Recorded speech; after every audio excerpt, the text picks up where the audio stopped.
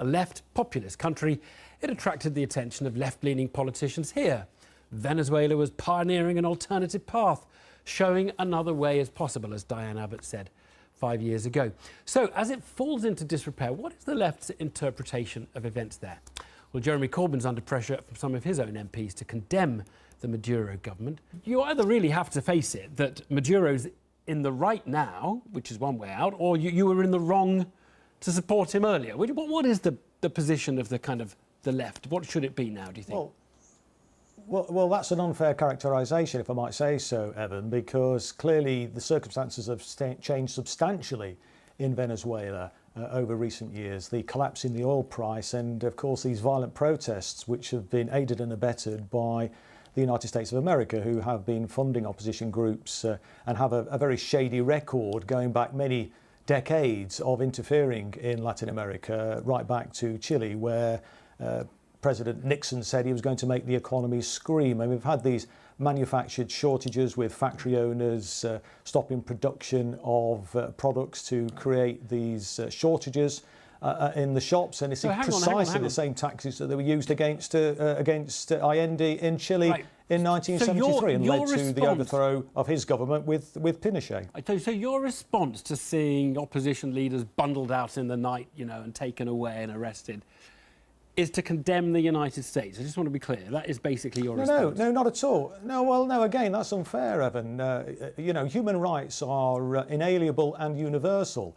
And I'm not saying, and I'm not here as an apologist for the Venezuelan government. Clearly, they've made mistakes. They didn't do enough to diversify the economy. But look, they're under incredible pressure. And there's a very one-sided, one-eyed view of the situation there very often in the British media.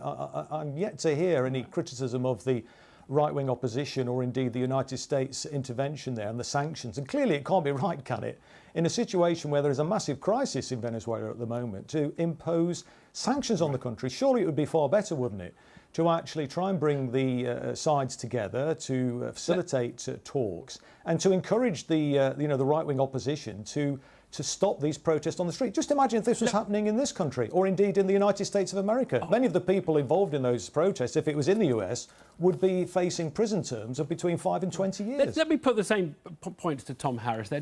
Do you think, are you among those who think Jeremy Corbyn should recant his old views and say, look, I utterly condemn what Maduro's doing?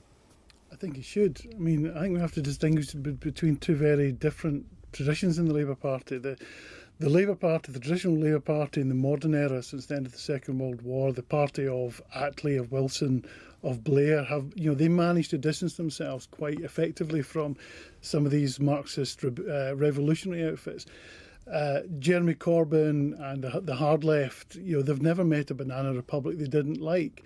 Now, when Jeremy Corbyn started talking about Venezuela and talked about how it was an example that Britain should follow, no one really paid much attention because he was an anonymous backbencher who was known to say eccentric things. But now that he's become leader of the Labour Party and since he almost became Prime Minister, I think we have an absolute right to know whether he now regrets what he said or recants what he said. It would be a sign of political maturity, actually, if he came out of hiding and said, look, I got it wrong. Chris Williamson, do you think he'll do that? Well, I think there's certainly things that the Venezuelan government have got wrong, and that doesn't need to be called out. But I'm not sure what Tom is saying here. I mean, we know Tom is a free marketeer.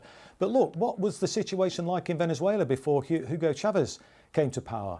It was a chaotic, terrible inequality in that country, grotesque poverty. Chris, let me ask you this. Measures that were brought... Let me just ask you this question. Do you think you're closer to Chavez Maduro in your political philosophy or Tony Blair?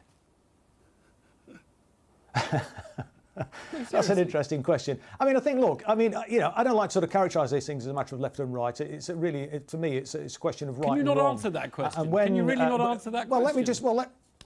Let me answer it in my own way. I mean, I think the point is, when a government is doing good things, as they certainly were under Hugo Chavez, huge reduction in poverty, investment in healthcare, housing, and really improve the quality of life for ordinary people, that's surely a good thing that we should celebrate, shouldn't we? So, trying to put up these sort of false dichotomies about, is it closer, are you close to Blair, are you closer to Maduro, I think it's kind of an irrelevant question, really.